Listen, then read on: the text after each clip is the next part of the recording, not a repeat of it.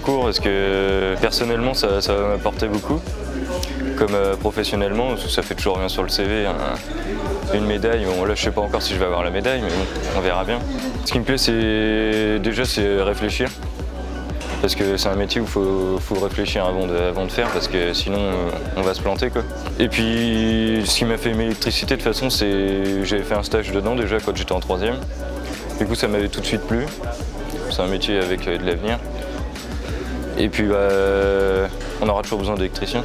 Parce que les gens ils ont peur de toucher à l'électricité et puis du coup il faut toujours un électricien.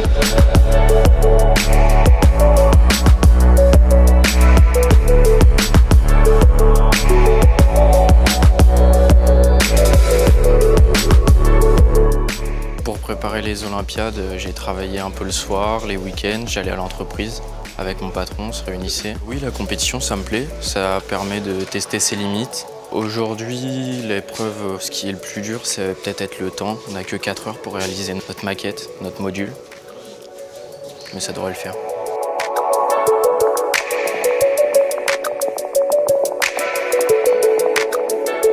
Stanislas, c'est une personne qui aime les défis, voilà, qui nous le prouve aussi tous les jours en entreprise.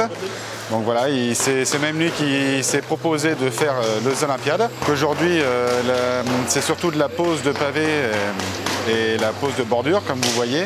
C'est assez complexe, il faut rester à l'équerre, il faut être très très précis.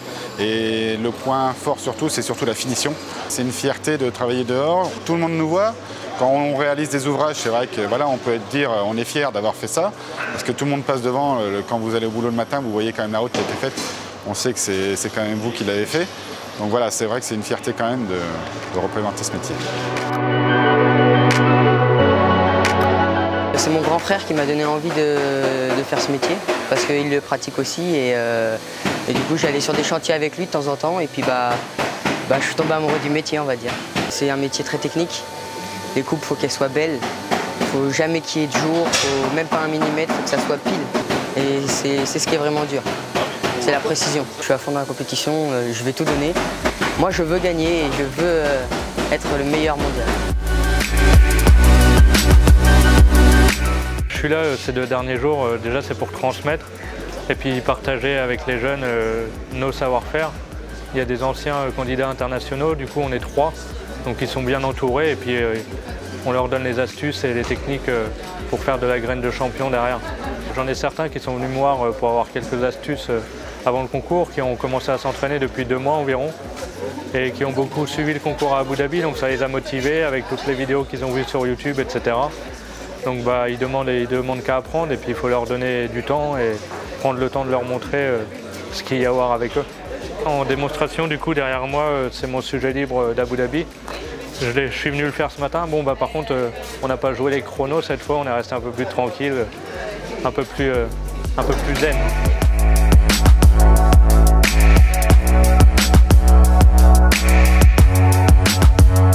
L'organisation d'un événement comme les sélections régionales, c'est effectivement un investissement de toute une équipe. Donc une équipe des personnels de BTP Safa Centre qui ont été à l'œuvre dans la conception des sujets, mais aussi dans l'organisation de se dérouler de ces 3 jours. Et puis vraiment l'envie de donner et de mettre en lumière ces jeunes, ces talents, parce qu'ils le méritent. Comme les jeunes, on doit être ambitieux pour eux. Et donc c'est ce qu'on a souhaité faire, les mettre dans ces conditions-là, d'une compétition exigeante, où il faut de la rigueur, de la motivation pour atteindre ces objectifs.